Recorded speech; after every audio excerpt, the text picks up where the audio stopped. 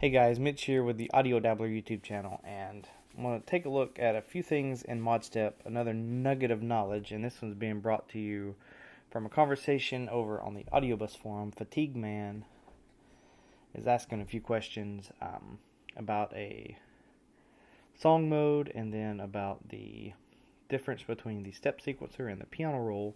And so part one of this little part, which will be part, I think, 3 or 4, I'm going to break this up into 2 parts, and talk about the step sequencer and the chords, and then on the next part I'll talk about more of the song mode.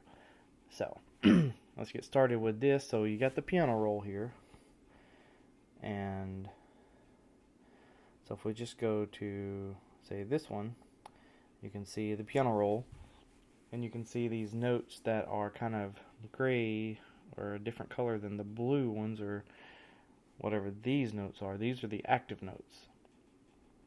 And you can see here in the step sequencer, it's the same thing as represented. Now I do have a global scale on. I have F major. And so any note, if I go through here and I change these notes up, they're only going to be in the scale. And then they're going to change up in the piano roll. So whatever changes here inside the step sequencer will change in the piano roll.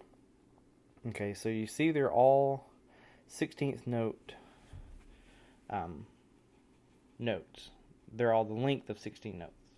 So if I go here to the length, you can barely see it, but you can see just a tiny bit. But if I raise the length up to those notes, go back to the keyboard, you can see that all of the note lengths have changed. And so whatever changes you make over here in the step sequencer will be made over into the piano roll. Now the step sequencer has 2 separate sequences, if you will. You got a melodic step, or a melodic sequencer, which is this, and then you have the drum sequencer, which is the one beside it. Now that I clicked on the drums, when I click on the the piano roll, nothing's there, because the piano roll is essentially pulling from the step sequencer.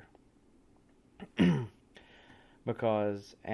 step sequencer right now is pulling from the drum portion of it, which has nothing in it. And so if I just put in some notes, preferably this would be more of drums, but you can see that notes were in fact added.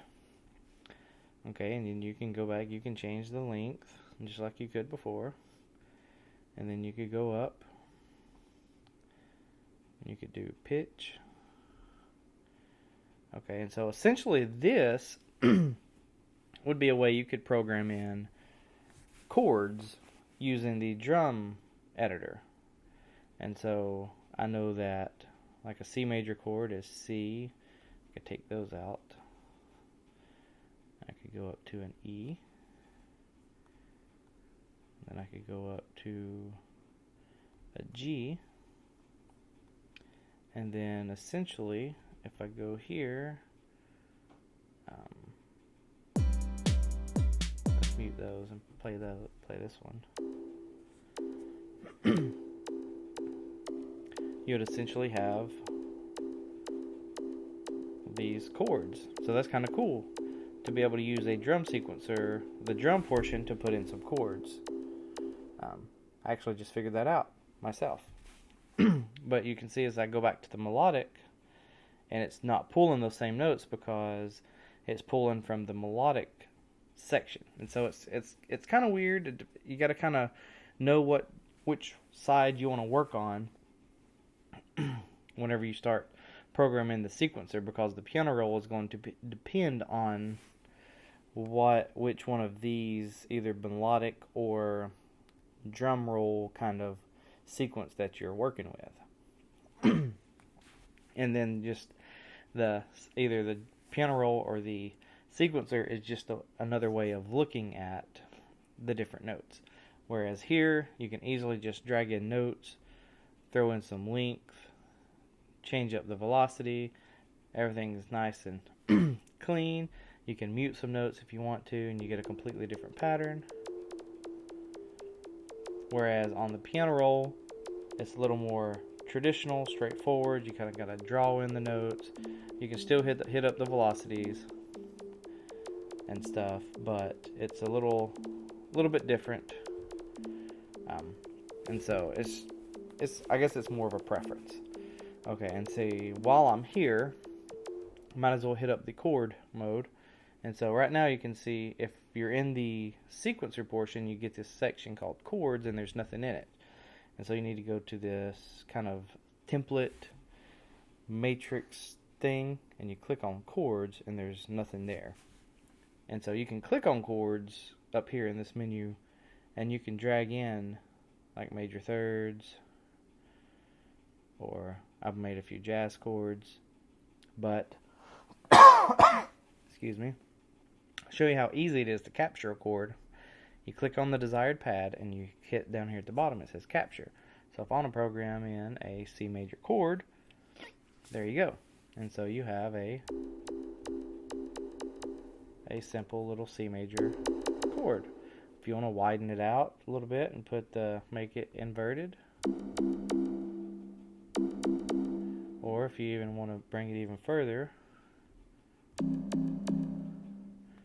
maybe even still widen it out at a C up there.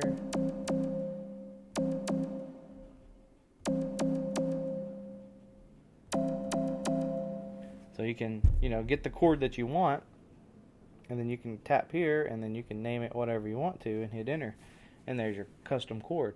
And you can do this with all the pads that you want, and when you're done, click off capture, and then you can export it. Export chord set to, let's just test, enter, and now not sure how, there you go. So now there is the one that we just made. And then you can, if you wanted to edit this, capture another chord or whatever, save it. I think you'd have to export it again. You might have to name it the same thing, but anyway, you get the picture. What you can do. And if you want to delete something, you can just hit edit, and pretty much anything that's selectable is deleted once that delete button is active. So hopefully this kind of helps understand the difference between the piano roll and the sequencer, and between the melodic and the drum kind of sequences, and then threw in the chords at the end. Thanks for watching. I do have a Patreon. I'll leave a link in the description. Just like, comment, and subscribe, and I will talk to you guys later.